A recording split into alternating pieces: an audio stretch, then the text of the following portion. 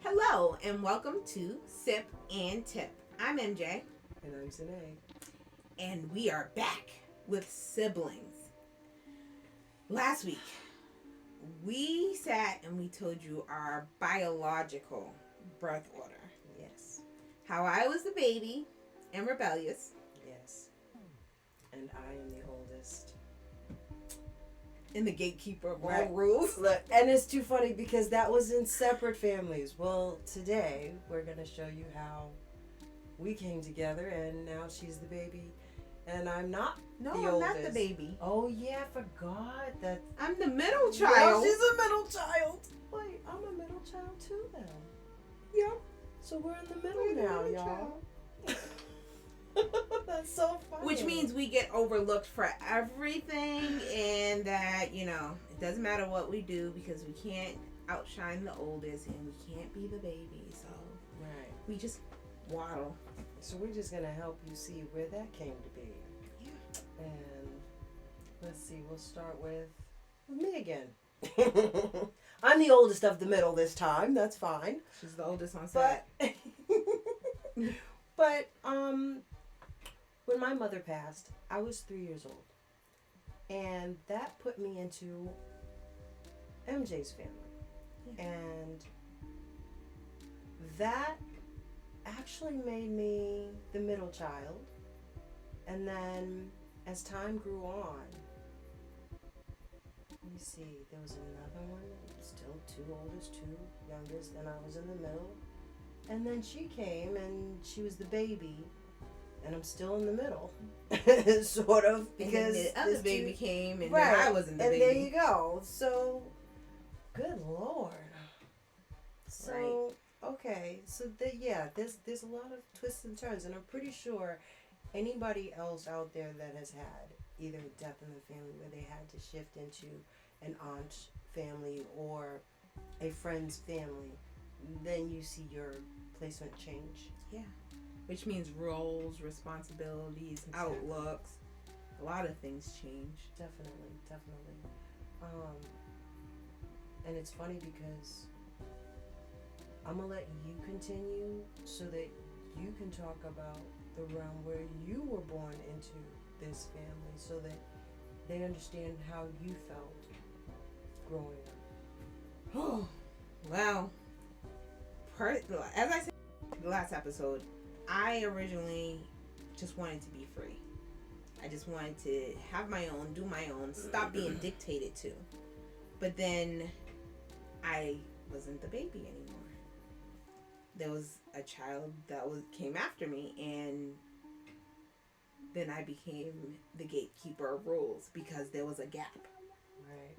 There was a gap, and so I took on the bigger sibling role, and so I protected this child. I did all of the things that my older siblings tried to do for me, except for it was easier for me because I didn't have a rebellious little brat.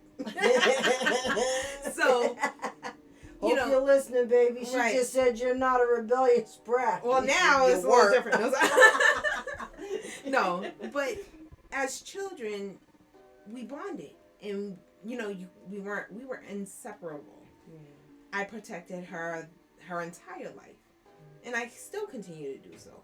And so I think really her role is what taught me how to be a protector, which now I really hone in on. And even for my older siblings, I will protect them as much as I can. But that there's a line for my older siblings. It's like, well, you're gonna do what you're gonna do, and that's it. But I'm the protector, and I think that's partly my personality too. That kind of developed more because I've never liked people picking on damsel in distresses. So even as children, if somebody was being bullied, I had no problem getting in the middle of stuff. Even though I only knew how to speak anger as a child. So being in those situations gave me an outlet that was quote unquote justified. But being able to have somebody very close to me that I can help and develop gave me insight to my softer side, gave me the ability to tap into my actual emotions. Because because I couldn't just deal with this small young thing at the time with all that anger, and I knew that, so that helped me develop into a different person. My older siblings didn't always see it that way because, again, once you set a precedent, it kind of soars. And so even to today, if something doesn't go a certain way, they always look at me like, and I'm like, oh, I'm good. I'm good. Like, I know how to manage I know more emotions than just anger now. Yeah. And I'm pretty good at verbalizing and expressing and coping through my emotions. If you make me mad, you know you made me mad, and I will dismiss myself and not deal with it because it's not worth my time now to be angry. And most people know that I will disappear and you won't hear from me. And it's not that you have the silent treatment, because I don't necessarily believe in that, but it's me taking my space and allowing you to do your thing. Allowing your brain to relax from the frustration because you don't need it. If you call me, it'll be like nothing, like I'm fine. Right. I just need my space. I can understand that. Especially if it's something that you discussed and you can obviously see that you're not going to see eye to eye on something. Right. Just walk away. Right. No, I don't have a problem with that either. I don't like all the stress. So I get that. But as the middle child now, because I was gonna say because at this point the two oldest were pretty much gone, and you then had the older brother and the younger baby in the home, and I see that. Wow, that's so interesting. Yeah. I mean, it's really interesting to see how that pans out, because if you look at the fact that the new baby is really now your niece, you know, but because she's raised with you, it's more of a sister. Yeah. So, and this is where a lot of families get the whole, oh, that's my uncle, or that's my sister, or that's my, because when you grow up so close, that's who they become. Right. And I don't have a problem with that. I think that that's a great thing. I mean, especially if, you know, you grow up without anyone. If you need to gravitate towards a cousin or I don't know, I want to say a niece, but I can't really, a niece, as a sister or a brother, then I don't see anything wrong with that. Yeah. I mean, you obviously know where your biological lines are, but there's no problem calling your cousin your sister. There's no problem calling your niece your sister. If that's the way you grew up. Like, that's love right there. It doesn't matter. You're still family. Titles really don't matter. Right. I don't know. But I get that. And it's interesting because when we moved into your family, I became a middle child. But before, or should I say not even before, after that, because I moved into your family before you were born, but left your family before you were born. So I was actually in 2 different foster homes where I was the middle child and the oldest child. And when I tell you to see the different ways that the adults treat the middle child versus the eldest child versus watching my biological sister being the baby at that point, and watching all the different ways that different adults treated us, there really is a difference. Yes. Like, and I don't know if adults actually see the way that they do that. I think it's coming to light more now than it did then. And again, it's like the older children, sick days. That was one of the sick days you can always tell. So sick days, the oldest child like, oh, I'm sick, I got a fever, here goes the thermometer, feel me, I'm hot, I'm not doing so well. And the parents like, somebody gotta do these dishes, you gotta go to school, I gotta do like, what are you gonna do when you get to be an adult? You still gotta get up and do XYZ. Girl, I have perfect attendance, so I don't know nothing about that one. I love school so much. I went to school whether I had a fever or not. But the middle child, they get a fever and it's like, what do you want me to do? Go talk to like ask your sibling for the Tylenol, the this, the that. Like tell them to get your hot pad. Tell them what you asking me for. Yeah. Then the baby doesn't even get sick, just has a little sniffle because of allergies. Oh my baby! Oh my God! Let me get you this. Oh, take this. Let me pat your bag. Let me fluff your pillow. Right. And would you like some tea? That's the differences. Jeez. That's the differences. And so being a child, and I've never really been the oldest. I just taken on the mindset of it. But being in those dynamics as the older child, you want to get everything right because you're used to the limelight being on you.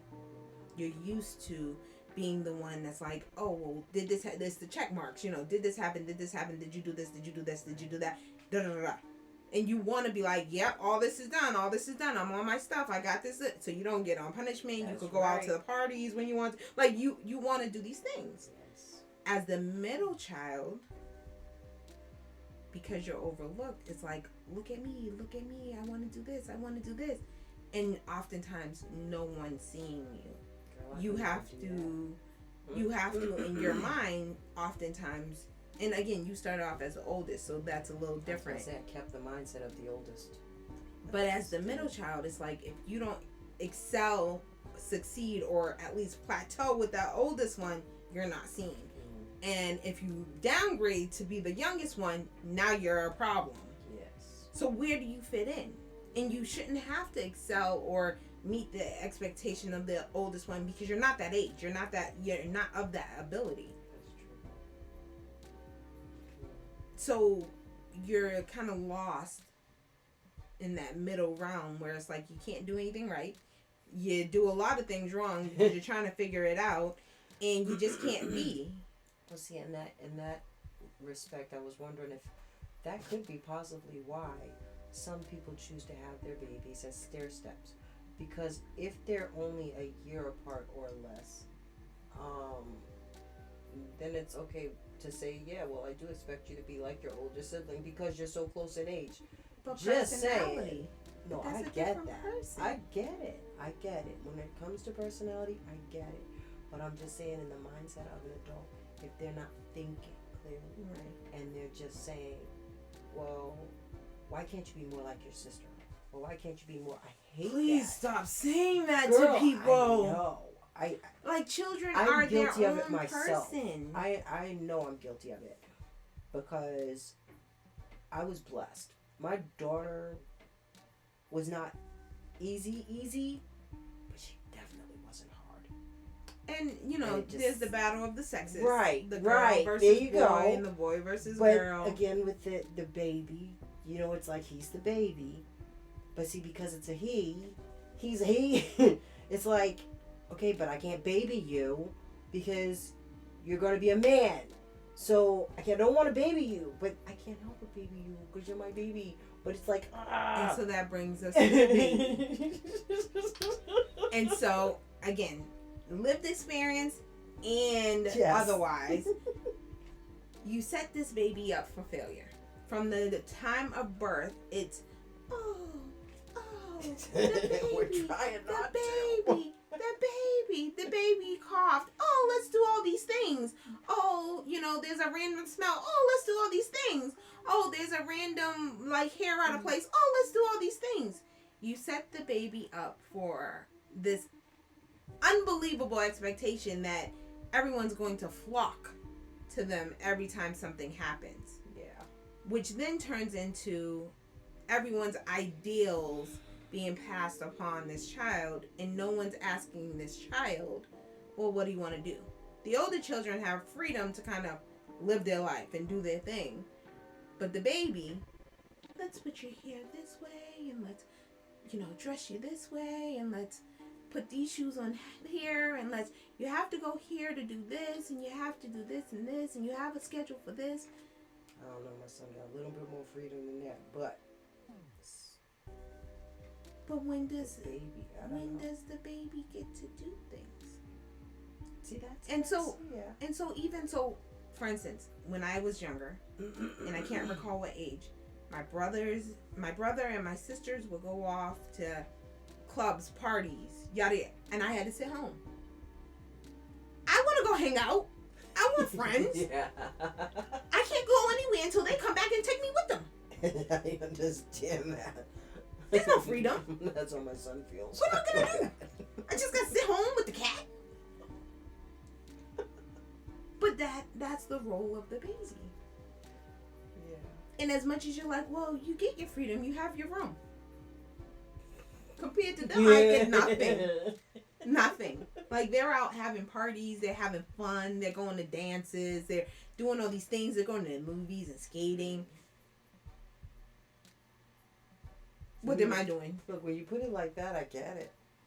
I'm sitting in my room watching TV, or I'm sitting in there playing with dolls by myself. I might be able to go outside, but I can't leave the porch or the yard. But see, perhaps I don't see anything wrong with it because that was my life. Because I was perfectly fine by myself. I didn't mind reading that book. I didn't mind sitting in the room by myself. But you were the only child for a while. I was born into a family with tons of children. I never, and not for nothing, I was a twin. My twin did not survive. I've never had a moment by myself, and now you want me to be by myself. I get it. Wow. I get it. I get it. Now I'm okay with being by myself. But right. But when back you're a then, child, it's a little less. I've always had somebody, and now you want me to just be by myself? Like, how? Who taught me how to do that? That's true. That's true. But see, when I got put into you guys' home before you were born, the siblings used to go out and play all the time. I would be in the house by myself. I'd go onto the bed and read a book. I didn't have a And you problem with would it. get lost in the But world that of was books. that was the middle child thing. It was like I didn't fit either way because the oldest wanted to do one thing, the youngest wanted to do another. But when they went to the playground, they each had friends. So why would I go? I was fine with my books because in my books I had my friends. And as the baby, I didn't have anybody until the baby came, and then I had the baby. Yeah. So It's just me by myself. wow. It's really weird that your life can take various turns. You can go from being an only child to having 6 siblings in a matter of days just because Well, not days. look, It takes a few just months because at of least. somebody else's loss, Well, I yeah. was gonna say. Yeah. Because that's how it seemed with me. Yeah. You know? Like my mom passed and then we were immediately with cousins, it seemed, and then put with you guys. Mm-hmm. You see, so it was like, I don't know, I guess it was everybody was together, cousins, aunts, and everything, and then all of a sudden it was, okay, where do you want to go? And then it was divided. Right, You know? right. But the plan was always to keep me and my biological sister together. At least that's what I believed it was. And Right. so she and I went with your mom, and we were there probably, I don't know, a short time before we had to go to a foster home, and then we ended up back with her. So it was like back and forth, but I guess that's probably why in my head, no matter where I end up, I'm the oldest. Yeah. It's like, definitely a mindset. Mm-hmm. Because even when I walk into rooms with my older siblings, I take on that mindset of the Mhm. older sibling. And Because I you- start to dictate and move as though I'm older. And, you know, it's funny because my brother will always say, you're the baby sister. And I'm like, I don't know that anymore. I don't have that as a reality. You know, You're and so that's crazy. that's the inside joke because I don't know how to be the baby sister anymore. And I can understand that. Because of everything you've endured, because of the life that you've had to live. Once the oldest children left the home and you were now there, especially to take care of your niece who is really, That's my sister. there you go. You know, so it's like you became the oldest right then and there. And I get that. I mean, and it's weird because I keep wanting to say it's that sense of power, but it's not really a power. It's not. Because I love being the big sister, but at the same time, You don't want to be. I have my moments You don't want when to be. I become the baby sister. Yeah. And she picks me up. And she reminds me, no, you're okay. Because there are times when the oldest just has to break down and just be done. Like, That strong needs support too. yes, we get tired of always being responsible. Do you know there are days I want to just do something wild and crazy? There's That's a whole not gonna hashtag for that. happen. No adulting. I'm scared. I'm scared to do anything wrong because I am the oldest and my example means something. Who I am, my personality, my everything. That's my reputation. This is me. I am a responsible adult even when I was in my teens. A responsible. And that is the unspoken truth to the oldest, or the oldest mindsetters, because you have to X, Y, and Z, and you see this in famous families too. You're the oldest. You have to uphold the legacy. You have to, put your best foot forward. You have to. That's right. Meanwhile, the baby or the youngest one of the group is running rampant and whatever doing they want, and everyone's like, we don't know where we went wrong with. oh my god! You set them up from birth. You give them all this attention, and you tell them essentially their whole world is supposed to be catered to by the people in their life, and then you tell them, "Psych, you're on your own." And it's funny because I used to hold so much resentment, not necessarily towards my baby sister, but towards the adults. I held so much resentment because I felt like it was their place to teach her not to treat me a certain way. Or it was their responsibility to teach her the proper way to have empathy or consideration for others and let people be. But if they didn't have the skill set, Right? if they didn't have the support themselves, if they didn't have the know-how, then it's not on them either. Now it's just up to me to just be. And I think in your situation, there's so many things. There's so many things that's influencing this. You had the traumatic event, and for children, how does that present? And so, as the baby, you're already fighting for your own rights, and then you have this traumatic event, and you just want to know who's yours. And you're stuck with all these people that are not really yours. And then the one person that, well, I'm talking about as the baby though. I know, but that's what I mean. When our mother died, she was mine. Yeah, but from her standpoint. I was gonna say, but they didn't let her be. But from her standpoint, who was hers? Oh well, I don't know. I mean, And so she thought I was hers. Yes, but younger siblings always think that they're being shipped off to sea. That's just how we feel, because you guys are doing so much, being older and having all these responsibilities, and we're just these young little things that you're trying to teach and still keep up with the rest of the parts of your life. Yeah. So we always feel like we're just past as younger siblings, because you have, other siblings or cousins or aunts or uncles or other caretakers or whatever the case may be. You're the hot potato. You're like, no. And then where do you get to find yourself? Well, And that's where the anger usually comes in at with the younger ones. Because she saw me. I was supposed to be the one. But you had other things that you had to take care of. I know that. And so, as a young child, and I could speak for myself too, as a young child with older siblings that had other things to do, you feel disowned. You feel abandoned. And then you resort back to what you know best. And how do you get attention? You destroy everything. You just smile when you say I just want to beat because I remember times where I would throw things around the house and wait for you all to just be like, what was that? And then I just sit there and be like, Do you see me now? God. Because no one would hear me when I'm going person to person saying, do you want to play? Do you want to play? Can we do this? Can we do that? Everyone's busy. Gotcha. So to get your attention, I threw something and just waited for all of you to come. That is something else. It's a learned behavior.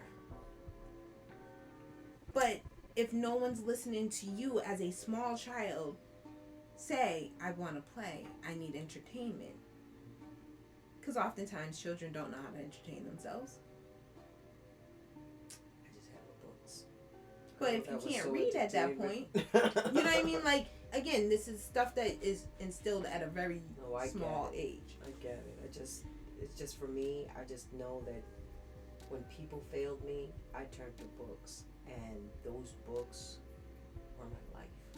Like, I had to create a different world for myself because my siblings didn't, I don't know, I felt like they didn't like me, they didn't know me, they didn't want to know me, so I bothered. See? Go into the books. And I think that's personality. And I think that's where the middle child came because the oldest would have just stuck to just sticking with my sister, taking care of my sister. But my sister was being taken care of by the two oldest now, and I was in the middle, and it was like, okay, read a book. Go read a book. Yeah, you remember that point when I was telling you that you didn't know how to be by yourself? There you go. Because you didn't know what to do, so you just went back to books. Exactly. Just read a book. You know, and it's funny because I think, was it The Lion, the Witch, and the Wardrobe was one of my favorites. Like, I would pretend. But that's about siblings. I understand that, but I would pretend. I had the best. And you know something? Each of them had their sibling role. If you pay attention to how they each had their place too. And I would pretend, and it was so fun. In everything, there's always the oldest one taking care of the youngers.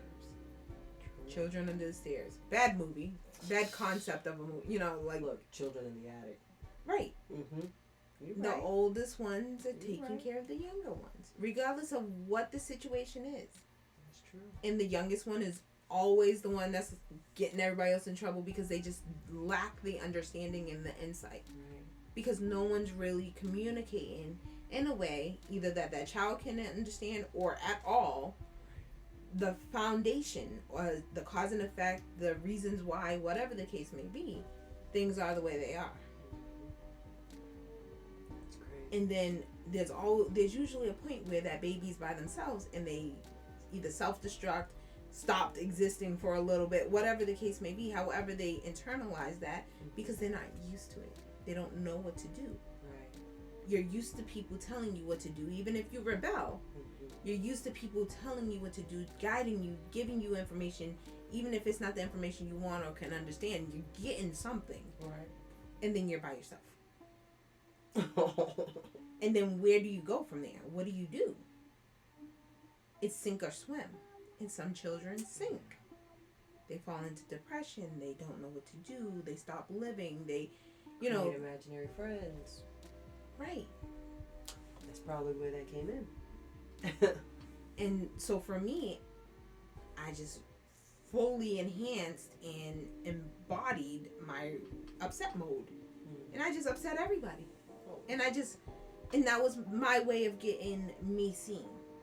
Right. It was something that you seen that I did. And that was validating for me. Because when I was in a group setting with my siblings, it wasn't you seeing me. It was, oh, I have to take care of you. Come on, because I know you have to go. Oh. I don't want to be that one. I want you to like me and know me and take care of me because I'm me, not because you have to. And see, and that's what I kept trying to do. And I think that's why you and I got to be where we are today. Because, and it's interesting because that's something that I tried to do growing up. I tried to give people what I wish I had. But some people don't need that. And that's what I was going to say. Because I've learned that. And it's so interesting because I grew up with no parents.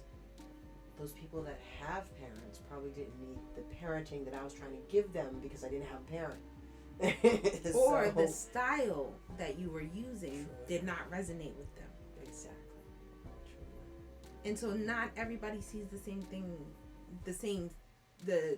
not everybody sees the techniques used in one household as parenting for another household. Right. So the way I raise my children, a lot of people are like, I don't know. And I'm like, well, it works for us. You know, my children have choice. They get to voice their opinion.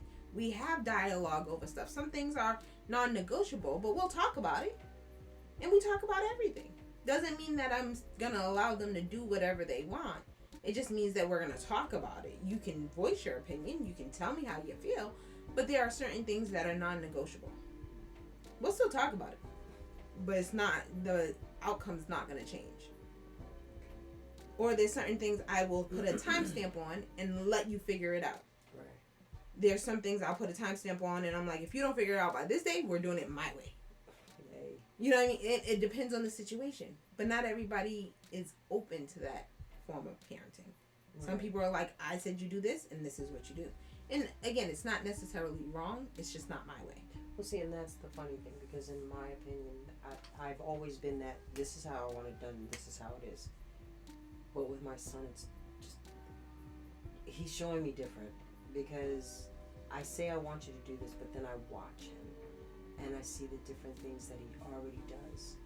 And part of me wants to just be like, you know what, okay, I gotta rehash this, because he's the baby, I'm feeling like now I'm slacking because he's the baby. But that's not it. In my mindset, I'm trying to rearrange and go with the times, because not every age group can be raised the same way. Not every generation can be raised the same way. And that's something that the older generations didn't get. And that's what I'm learning and I'm trying to adhere to, but it's a struggle within. Right. Because of the way I was raised, the way that I raised my daughter was different from that. And the way you raised your siblings are different. That's true too.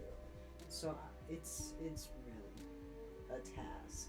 And it's interesting because I get caught in these crossroads because I raised nieces and nephews. Like, even I was number one babysitter of the decade. Exactly. You know what I mean? Yep. Like I would watch them every weekend, like 5 days a week. Like that was just what I did. I was part of their rearing team. Mm-hmm. And so raising my nieces and nephews, to a degree raising my siblings because of my strong personality, and then raising children and my bonus children, it all looks different. It really does. And again, because I was the baby and I had so many influences, I'm very versatile. Versus being the oldest, when you're in that forming stage, you don't have that versatility. You have to learn it along the way, and you're fighting your core. Exactly. When my core is just bits and pieces of all these people. My core says, I am responsible. I have to be right. I have to do this. Right. I can't hurt this person. Like, it's a lot. I'm a figure it out as you go type of person, and you're like, no, we gotta have a plan. And I'm like, look at that plan. Let's go. Let's just keep going. And it's often funny when we come into the same situation, but we tackle it different. Mm-hmm. And I'm like, what are you doing? And you're like, well, I'm gonna think about this. I'm like, no, like, come on. And like, it's hilarious when we work in together, because I'm like pulling you along and you're like, but, and then you'll get this thing where you just like jump ahead and you're like, I know she's gonna try and do this, so I'm gonna figure it out before we get there. And then I'm like, all right, we get there, and you're like, got it, let's go. It just really speaks to how we were raised as young children, and the different influences we've had. And it's amazing. I sit back and I recall these times that we are just like, sometimes we start at opposite ends and we find our way somewhere in the middle, but we're both content with what happened. And I'm just like, we worked that out. You know, it's like, that's progress. Very much so. And I love that. I do. And I thank you for being that patient with me, because I don't know. I'm complicated, sort of, but not. Aren't we all like, though? I know, but you know how my brain is, and it's one of those things where if somebody doesn't take the time to really know who you are, and they just see you as the oldest child or Right. the middle child or the youngest child, they're gonna see a mindset for you versus getting to know the individual, because the individual is actually a whole lot more complicated than just the eldest or the middle Yep. or the baby. Your Especially if- experiences. Exactly, especially if they've had perception. the multitude of experiences, the different placement in different family settings, and where Mm-hmm. you actually placed. So you can't really say that. Although I've chosen to stick with the oldest child mindset, the middle child is still in there. You know, it's like that middle child just knows that they're not going to be seen. And it's okay not to be seen. That's how I feel. I don't think it's okay not to be seen. It I think probably every isn't. child needs to be seen. So as you can see, the way you're formed in your family can change drastically sometimes, or very subtly by adding or subtracting a child. Right, whether it's a new marriage, a loss in the family, anything can change your dynamic, which Right. could shift the position in which you are in your home, whether it's oldest, Yeah. baby, or middle. It can change. And your role will change, and your outlooks will change. The expectations for you will change. So, with that being said, you know, we ask that you really consider this for your family. Really consider what your child or children must be feeling. are going through, and how you are aiding, helping, or overlooking these things. Right. Because as parents, we can do that. I like I said, I'm guilty. I have done that. My oldest is 18 years older than my youngest. So I know that I have probably overlooked quite a few things. And it's a struggle, but I'm getting there. And me and my son, we got a ways to go. We got to work on the bond like I do with my oldest. Well, you're an old school mom. Exactly, and that's where the struggle And comes. But there's I'm the working battle on of the it. sexes, Yeah, that because too. Yes. girls don't do things like boys, Amen. and boys want to throw everything and yada yada yada, and girls are They got more. so much talk. You know that mansplaining stuff starts when they're young. That mansplaining stuff drives me crazy. I think there's a woman splaining and a man splaining. I think we all do it, and it's just in different ways. I guess because my thing is I explain everything. Right. I explain everything so he can never say, "But you didn't tell me." Yeah, I did. Yeah, I did. You remember when we was watching such and such, and I had to tell And that's you? where perception babies, comes in. Yeah, see, the baby ain't gonna rule me like that. It's funny because you explain a lot to me, and then I'm like, but and you're like, And that's him. That is him. He gets it from her. maybe, because I'm always but and usually people just look at me like, I did not ask you for all of that. And the funny thing is, though, I'll ask him, "Well, what do you want to do?" I don't know. Oh my God! We just know that when you say it, it doesn't sound so great. Oh my God. Exactly. Because I'll suggest something. He goes, No.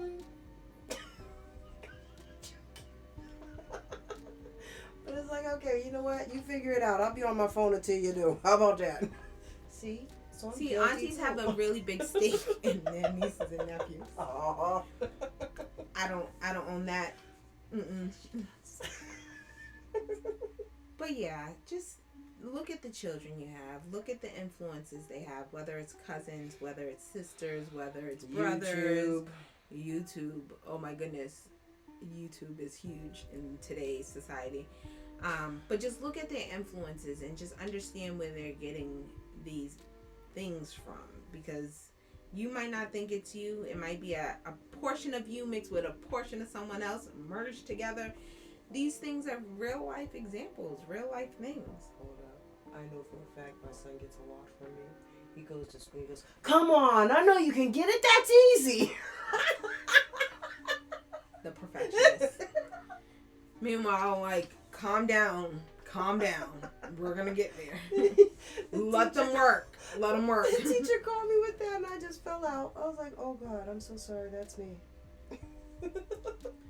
And I think, children pick up what resonates with them, or what fascinates them at the time. True. And so it could be something as simple as, this is exactly why toddlers love to swear, because as soon as we swear in front of the toddler, we're like, and they're like, ooh, I seen that reaction. And then they start swearing, and you're like, what am I gonna do? Because it's like, it's interesting, it's fascinating, and then the minute they say the swear word, you're like, don't do that. And then they're like, ooh, I can make you do that. Like, it's that knee-jerk reaction. But if you played it off, if you just went about it like it was nothing, 9 times out of 10 it would just go over their head. Unless you kept doing it, and then it's kind of a staple. Like, I swear like a sailor, so my kids know. But You get it from your mama, because I did too. I don't see a problem with swearing. My children know they can't swear at me or in front of me, but I know they swear. I hear them, but they are in a different room or outside, or I know Just they curious, swear. do you hear the oldest one swearing more than you do the youngest? No, the youngest swears more than Ah! and she does it pretty exactly at that too. Okay. Like the way I'm like, Mm-mm. okay. Well, watch your oldest and your youngest children, but pay attention to your middle child. Yes. That middle child is probably feeling a little left out. And aunties, if you can, get those middle children and just show them that they count, because they need somebody. And sometimes the parents are overworked. So aunties have to step in. Aunties and uncles. Don't exclude the uncles. The uncles are valuable. Right. Just like dads are valuable. Takes a village, y'all. Yes. Takes a village. All right. And with that, we will leave you for this week. We will see you next week. Peace, love, and happiness. Don't forget to Like, comment, and subscribe. yes, And share us. favorite duo.